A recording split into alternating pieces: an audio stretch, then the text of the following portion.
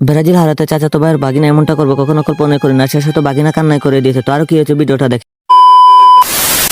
High আসসালামু আলাইকুম। রাতকে ব্রাজিলের খেলা দেখে এসে একটু ঘুমাইছিলাম, আমার কিন্তু ঘুম হয় না। রাতকে ভিডিও করতে পারি না কারণ আমার মোবাইল চার্জ ছিল না, তার জন্য। তো আজান দিয়ে দেয়, এখনো দেখি মোটামুটি ফর্সা হয় না, অন্ধকার ছিল। তারপর আমি ব্রাশ করতেছি আর এদিকে ঠান্ডা আবহাওয়া খুব ভালো লাগতেছে। আর এদিকে ভাবতেছি ব্রাজিলটা আজকে হেরে গেছে, কি হবে কালকে আর্জেন্টিনার। তবে যাই হোক, রাতকে খেলা দেখার পর ঘুমানো হয় না। তারপর এদিকে ঘুমের জন্য চোখ খুলতে পারতেছি না, খুব কষ্ট করে চলে আসি মসজিদে পুকুরের সামনে। আর পুকুরের সামনে এসে আমি আগে মুখ ধুয়ে নিই, মুখ দিয়ে উজু করে নিই। উজু করার পর আমি মসজিদে চলে যাই। মসজিদে যাওয়ার পর আমি নামাজটা পড়ে নিই সুন্দরভাবে। দেন নামাজ পড়া শেষ করে আমি আবার নামাজ থেকে বের হয়ে যাই লাইট নিবে। তারপর আমি এদিকে বাসায় চলে আসি। আর বাসায় এসে অনেক খিদা লাগছে, রাত করছি তো কিছু খাওয়া না। তারপর চিড়া ভাজা আসলো দেখছি, এগুলো আমি খাওয়া শুরু করে। চিড়া ভাজা গুলো খেতে যা লাগছিল না, এক কথায় বাজে তিতা, মানে একদম তিতা চিড়া, একটা বাজে, মুখে দেওয়ার মতো না। তারপর আমি পানি খাই না। তারপর এদিকে একটু চলে আসি চাচা ভাইয়ের সাথে খেলা করতে, মূলত ফুটবল খেলা হচ্ছে। তারপর আমি এসে তো বিপত্তিটা কষ্ট তখন যখন চাচাতো ভাই এবং ভাগিনা দুজনকে একসাথে পেয়ে যায়। আর এদিকে চাচাতো ভাইকে দেখে তো আমি একদম অবাক। সে বলতেছে তার মনটা নাকি আজকে অনেক খারাপ। তো আমি বলতেছি কি জন্য, সে বলতেছে ব্রাজিল হারিয়ে গেছে। তারপর বাগিনাকে পেয়ে যায়। আর বাগিনা আমাদের বাড়িতে ছিল, রাতকে খেলা দেখে ঘুমেছে। আর 11টা বাজে উঠছে। তো বাগিনা দেখে কান্না করে দিতেছে। তো বাগিনাকে বলতাম তো খেলা হার জিত আছে, তুমি মন খারাপ করে না, শান্ত হতে। বাগিনাকে একটু সান্ত্বনা দিয়ে দিলাম। আর এদিকে মনে মনে ব্রাজিল হারছে তো ভালো হয়েছে। তো 7 আপ খাইছি